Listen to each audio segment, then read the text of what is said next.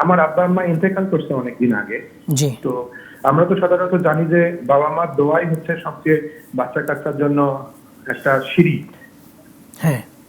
তো আমার আব্বা মা ইন্তেকাল করছে, এখন আমি এই যে তাদের যে জন্য কল্যাণের জন্য কি কি করব, আর আমি যে তাদের কাছ থেকে যে দোয়াটা পাইটা, এটা কি কি কাজ করলে এইরকম দোয়াগুলো আমি পেতে পারি? জি, হাসান বা আমি আমাদের তার সাথে কাছ থেকে বুঝতে পেরেছি, কথা বলে এরকম দোয়াগুলো পেতে পারি? বুঝতে পেরেছি, আমাদের সাথেই থাকবেন। ওই জন্য বলছেন বাবা মা মারা গেছেন, কি কি করবেন, আর বাবা মার দোয়া যে বন্ধ হয়ে গেছে, এখন কি বাবা মার সুযোগ আছে আমাদের জন্য দোয়া করা কবরে যাওয়ার পরে? প্রথম বাবা মার জন্য কি কি করবেন? আলহামদুলিল্লাহ আপনি যেটা বলছেন এটা নেক সন্তান পরিচয় লক্ষণ, এটা ভালো দিক। আপনি যে প্রশ্ন আমরা দেখিনি, আপনার সাথে আমাদের পরিচয় হয়নি, আজকে টেলিভিশনে কথা হচ্ছে। আপনি আপনার আশা করি ইনশাআল্লাহ আপনার আব্বা মার নেক সন্তান, ভালো সন্তান। জি জি, ওনাদের জন্য কি করতে হবে হাদিসে রাসূল বলে দিয়েছেন, ইজা মাতাল ইনসানু ইনকাতা আমালু ইল্লা মিন সালাস সাদাকাতিন জারিয়া আও ইলমিন ইউনতাফাউ বিহি আও ওয়ালাদিন সালিহিন ইয়াদউ লাহু। মানুষ মরে গেলে সব আমল বন্ধ হয়ে যায়, তিনটা আমল বন্ধ হয় না। জি।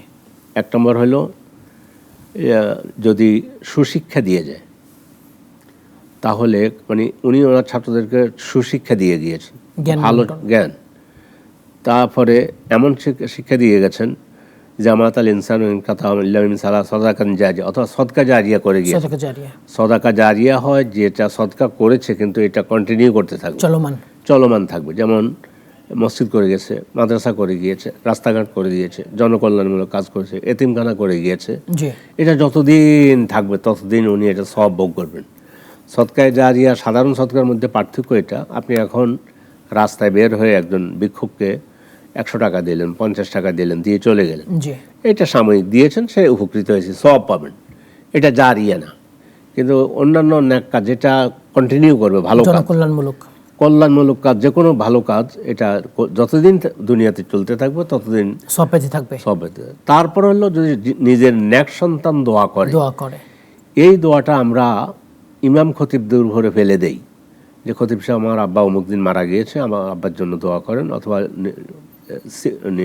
সিরকুট লিখে পাঠায়। এবং উনি যদি মসজিদের কোনো দায়িত্বে থাকেন তাহলে তো ওনার বাবা মার জন্য জান্নাতে পৌঁছাইতেই হবে।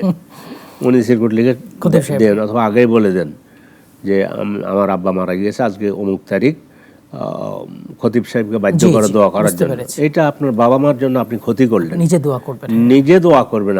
আপনি খতিবকে কি পাইছেন, এত সস্তা পাইছেন কেন?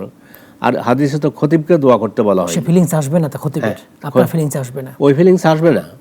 আপনি যে কি হন, কাজের খালা, উনি ওনার ভাষায় বলবে, ওনার আঞ্চলিক ভাষা বলবে, আল্লাহ আমার মা বাবাকে আপনি জান্নাত নসিব করেন, এটুকু আল্লাহ শুনবেন। জি জি, এটাই ভালো। তো তাই নেক সন্তান দোয়া করা, তো আপনি আবার আমার জন্য সদকা জারিয়া, আপনিও ভালো কাজ করতে থাকেন, করে এটা দোয়া করেন যে আল্লাহ আমার আব্বা আমাকে এটা সওয়াব দেন। এইভাবে ভালো কাজ যত করতে পারেন সবটার সব ওনারা পাবেন, আর দোয়া করবেন। এখন কি বাবা মা আমাদের দোয়া করার কোনো সুযোগ আছে? না, বাবা মা এটা বলবে না যে আল্লাহ আমার ছেলেকে এটা করেন, কিন্তু আপনার এই নেক কাজের জন্য আল্লাহ তাআলা আপনাকে সওয়াব দান করবেন।